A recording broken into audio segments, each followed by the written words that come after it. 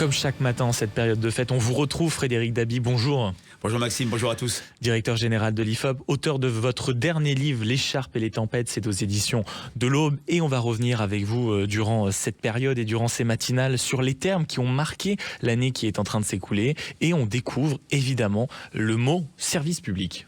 Oui, service public, c'est un mot très fort chez les Français. C'est un élément de réassurance sur notre modèle social. Ça fait partie de l'exception française. Je mettrai en avant deux dimensions qui me frappent particulièrement sur le rapport des Français au service public. D'abord, le lien avec le déclin. Le déclin du pays, cette image terrible de la France qui tombe, la France qui est ballottée et qui est groggy dans un monde en plein tumulte, depuis notamment cette dissolution et cette éclipse du politique. Le déclin se répercute, est symbolisé et reflété par deux services publics, le service public de l'éducation, l'école, et celui de la santé, l'hôpital, dans un contexte où ce sont les deux principaux préoccupations des Français.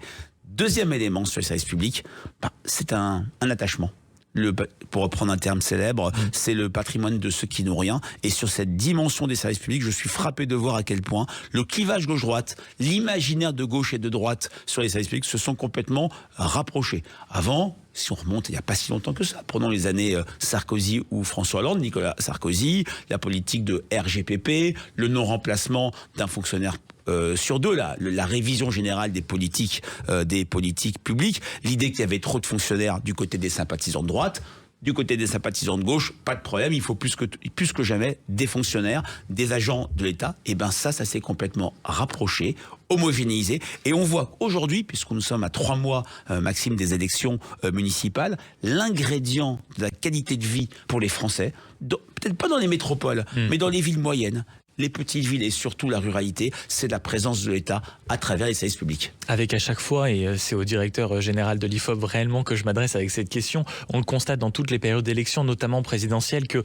plus les personnes s'éloignent des services publics, plus elles votent pour les partis extrémistes. Ça continue à se confirmer? Ah, complètement. L'IFOP avait fait avec mon ami Jérôme Fourquet une enquête sur la corrélation entre le vote RN et la proximité d'un bureau de poste, entre une gare, il y a nos auditeurs qui sont là avec nous, dans des départements plus reculés, non même plus de train, où il y a ce tout TGV qui je dirais, agace beaucoup de Français. C'est vrai qu'il y a un regard double. D'un côté, un territoire, y compris un territoire rural, parce qu'avec les maisons France Service, c'est le cas, où les habitants ont le sentiment qu'il y a des services publics, qu'on n'est peut-être pas dans la ville du quart d'heure théorisée par Carlos Moreno, mais qu'il y a quelque chose à proximité en termes de services publics. Eh ben, on est optimiste. On se projette positivement dans sa ville. On a tendance à dire que sa ville évolue bien. A contrario, et là c'est terrible, et les Français sont, si je puis dire,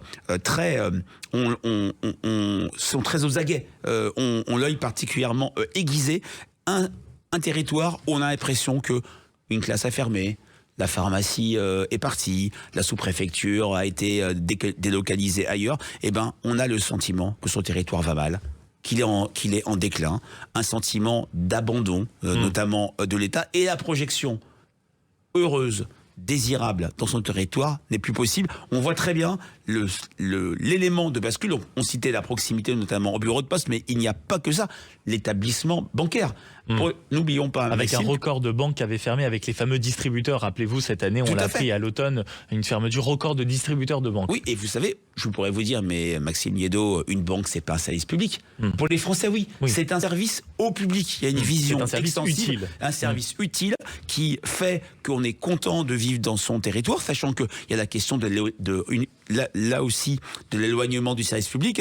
J'ai souvenir d'un propos de Français qui disait « Je suis tellement loin d'un DAB », d'un distributeur automatique de billets, que quand je pars retirer 50 €, et ben en fait, avec les retours en voiture... Je les ai consommés. Voilà, non, peut-être pas, mais j'ai retiré 46, 47 €. Oui, c'est beaucoup dans la vie quotidienne, donc on voit très bien cette question qui devient fondamentale de l'accès au service public avec le sujet le plus névralgique et le plus obsessionnel, je reprends ce terme chez les Français, l'accès aux soins, l'accès à la santé, où là le problème est général, et l'idée, j'ai envie de dire, en étant pas méchant, la fable que l'on nous sert parfois sur lequel, dans les métropoles, tout va bien en termes d'accès aux soins, et dans la ruralité, tout va mal, est complètement faux. Il y a des ruralités où les choses se passent bien. Ça, c'était le mot service public par Frédéric Dabi, directeur général de l'IFOP, et votre dernier livre, je le rappelle, L'écharpe et les tempêtes, c'est aux éditions de l'Aube.